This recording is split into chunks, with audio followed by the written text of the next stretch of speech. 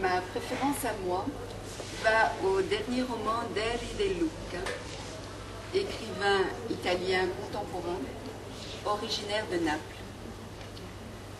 Avec le jour avant le bonheur, il nous invite à découvrir la vie d'un jeune orphelin dans l'immédiate après-guerre, jeune orphelin qui deviendra par la suite le narrateur de l'histoire.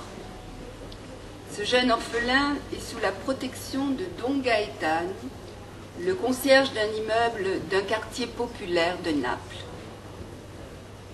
C'est un vrai roman d'amour qu'offre Eri De Luca à Naples. Il signe par là même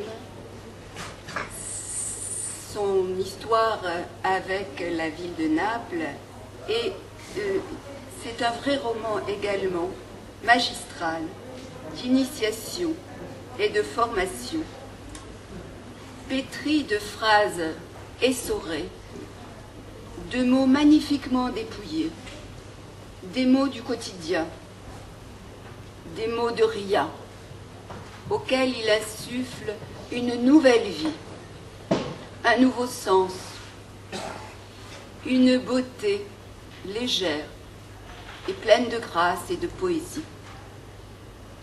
Ce porteur de lumière qu'est Eri De Luca dépose entre nos mains l'éclat d'un petit bijou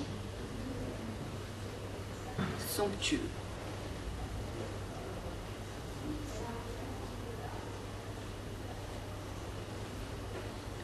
J'allais à l'école.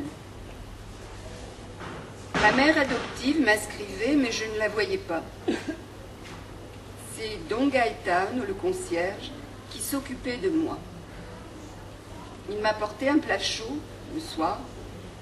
Le matin, avant l'école, je lui rapportais l'assiette propre et il me réchauffait une tasse de lait. J'habitais seule, dans un réduit. Don Gaetano ne parlait presque pas, orphelin lui aussi. Mais il avait grandi dans un orphelinat, pas comme moi qui vivais librement dans l'immeuble et sortais en ville. J'aimais l'école. Le maître parlait aux enfants. Je venais de mon réduit où personne ne me parlait. Et là, il y avait quelqu'un à écouter. J'apprenais tout ce qu'il disait. C'était si beau de voir un homme expliquer aux enfants les nombres, les années de l'histoire, les lieux de la géographie.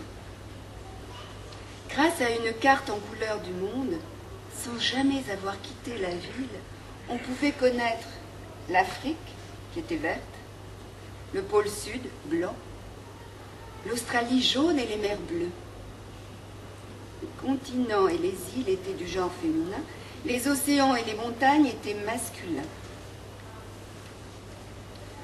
À l'école, il y avait les pauvres et les autres.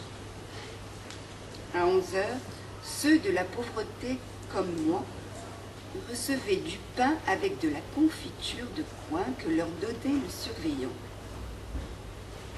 Avec lui, entrait une odeur de four qui fondait dans la bouche. Les autres n'avaient rien, tellement leur goûter apporté de chez eux. On écrivait avec une plume et de l'encre versée dans un trou de notre pupitre. Écrire était une peinture. On trempait sa plume, on faisait tomber les gouttes jusqu'à ce qu'il n'en reste qu'une, avec laquelle on arrivait à écrire la moitié d'un mot. Puis on la trempait à nouveau. Nous, de la pauvreté, nous séchions notre feuille à la chaleur de notre respiration.